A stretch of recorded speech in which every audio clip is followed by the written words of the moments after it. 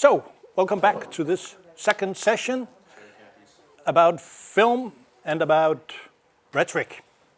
And as you know, it's a special session because we have a video recording, but we'll try to sort of ignore it and just act our natural selves, which might not be very good in your case, but even so, let's try to get the best out of it. We talked about classical film and the way that they use editing procedures, how they cut, how they use the camera movements, and sound, and so on. And now I want to show you some more modern films, film clips, TV clips, where there is an orator involved.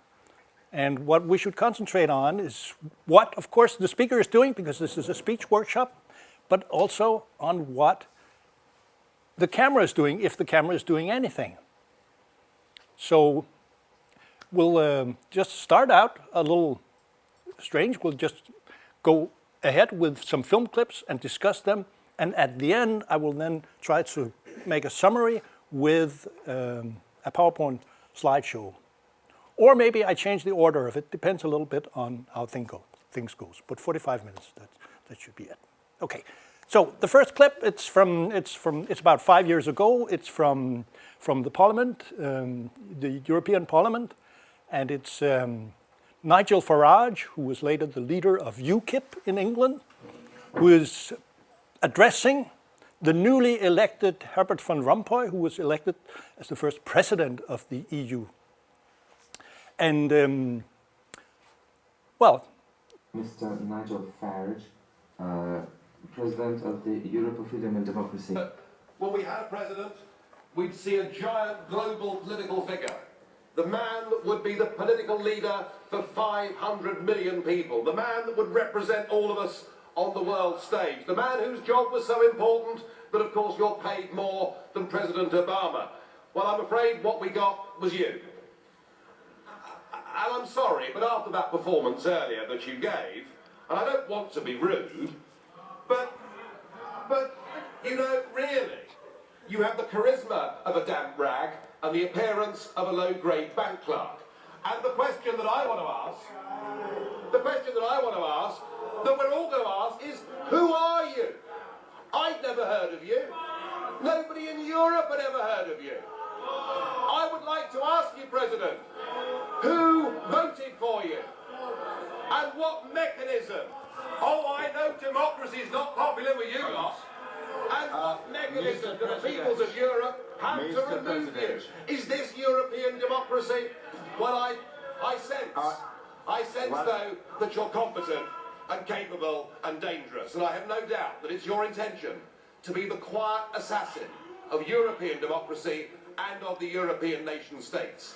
You appear to have a loathing for the very concept of the existence of nation states. Perhaps that's because you come from Belgium, which of course is pretty much a non-country. But since you took over, we've seen Greece reduced to nothing more than a protectorate. Sir, you have no legitimacy in this job at all, and I can say with confidence that I can speak on behalf of the majority of the British people in saying, we don't know you, we don't want you, and the sooner you're put out to grass, the better.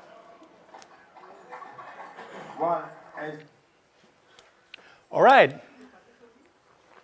So, many things to notice here, I think. No? Yeah. So what do you think of it?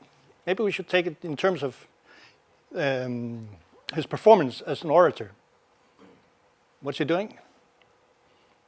Yeah, Jonathan? Well, he's a great speaker. Yeah. You cannot take that from him. No? He's great at emphasizing his points. His body language is straightforward, and he gets his point across very easily. Yeah. But why is it, could you describe it a little more, sort of in detail, what is it that makes him a good speaker? What is it that makes him getting his point across? Yeah? It's the pathos. There's a lot of pathos in his speech, isn't there? Yeah, yeah. That's one of the main Pathos, yeah. for a politician. Yeah, yeah, yeah. Yeah. I think you can sense his, like, how he actually feels about this person, really, like, obvious. Mm-hmm. So you kind of forget, like, I don't know, this other guy and how I would feel about it, but you kind of forget who he's talking about, or like you just, yeah, you know, you get like, Mm. yeah, because you Yeah.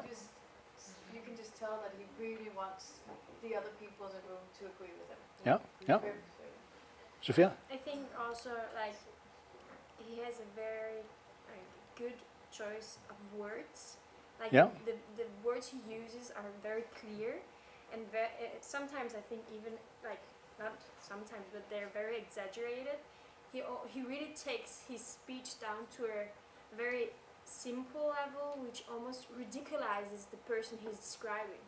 Mm. And on the other hand, I mean, as Jonathan said, he's a good speaker. He's speaking out loud, and he's speaking in a very clear way and has a very pleasant accent to listen to. So he appears as a very like credible person, I would say. Yeah, yeah, yeah. Emily? Yeah, I agree with Sophia. He has a very strong ethos as well. Like he's very comfortable in his meanings and in his beliefs. Yeah. Even though he chooses a language that is not very political, but he gets his meaning across by being very strong in his presenting of himself. I don't think he's a good speaker at all. I think, you know... You don't think he's a good speaker? No, No? because he's very rude, and that makes him not credible because... But he's saying, I don't want to be rude. I want to be rude, but then he is rude. Then he is, yeah. And for a politician, you know, they need to be diplomatic about things, and he's not diplomatic at all. True. Yeah, it Mark? becomes kind of slanderous, and you can see kind of the rhetorical tools that he's using, ridiculing his appearance and ridiculing the other person's own ethos. Yes. You know, trying to take credibility from him by ridiculing certain aspects of them, and not really presenting an actual argument. It's just, we don't know you, we don't like you. I don't have to have any justification for this opinion. Yes. That's just what I'm presenting. Yes, and exactly that, which comes as the end, was this three-step rocket, like that we talked about. That we don't know you, we don't need you, blah blah blah. Yeah, go away, Three go steps. past Yes, yes. So you can actually use these concepts as saying that he has a strong ethos as orator, but what he's doing at the same time is attacking the other person's ethos. So using these rhetorical, classical concepts, we can actually explain to each other what it is we see, what it is that's going on. Yeah, Sophia? Maybe Jonathan. Oh, Jonathan was right. Yeah. Yeah, I was just going to mention the three-stage rocket that Okay, he uses, good. and the metaphors he painted of Greece and the whole Europe. Yeah. But then, in terms of what is this is on television, right? So it's recorded there live in the parliament.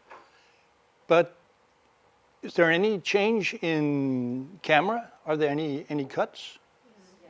Yes. So what is it we see? We see, besides we see the speaker here, Nigel Farage. Who do we see? What do we see? Yes. When he is talking about this person, they cut to his reaction, and they also cut to the rest of the room's people, like their reaction to what he's saying. Yeah. That was yeah. The actual like moderator kind of the discussion. He was like really trying to stop him, but he's just unstoppable. Yeah. So what does that give us? This, why, if they had just held the camera on the speaker, would it have been a different experience? Yeah, because you wouldn't see how, for example, like kind of whoever is reacting, he was just sitting there like, are you kidding me? Or how? Yeah. Like you wouldn't know who the other like reactions are. Yeah, even though his language is really strong, and if we just had him, we would still feel like he were being very dramatic. But the shift from him to the person that he's talking about makes it more dramatic. The production is making it sort of even like look at him and see his feelings. Like, is he hurt by this? Yeah. So, Yeah. Could you argue that you might, as a viewer, begin to feel sorry? Yeah. Oh, so sorry if I took the word out of your mouth. Yeah. But you can kind of see in how they're framed as well.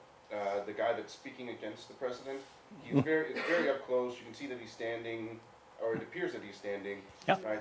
It's very tight in on him. Yeah. And then you look when they pan or they cut to the president.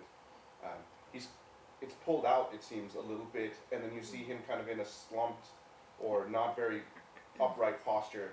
So Yep. it kind of an appeal to the emotions of the setting. Yeah. What about at one point we get sort of more of an overview of the whole Parliament room there. There's a lot of empty seats. Yeah. Did you think about that? Did that have an influence on how you perceive the rest of the... Kind of looks ridiculous that this Nigel Farage guy is speaking so loud and is emphasizing so much in front of not so many people. No, they're not... Like, there's not. It's like he's talking to a huge audience. Yes. But what are there? What? But 20 people? yeah, yeah. So there are only about 20 people, like in this room, present. That's not unusual there. But still, it's not unusual that they get up and give these grand speeches, as if they're talking to. Maybe they are having a different audience than just the audience in the room. They are, obviously. Yeah. Who is the real audience, do you think? Yes, we are, and even more so, not just the general public of Europe or of the world, but yeah, he's talking to his own, to the people who votes for him, or who he would think would be likely to vote for him the next time, his constituency, as you said. Yes, yes.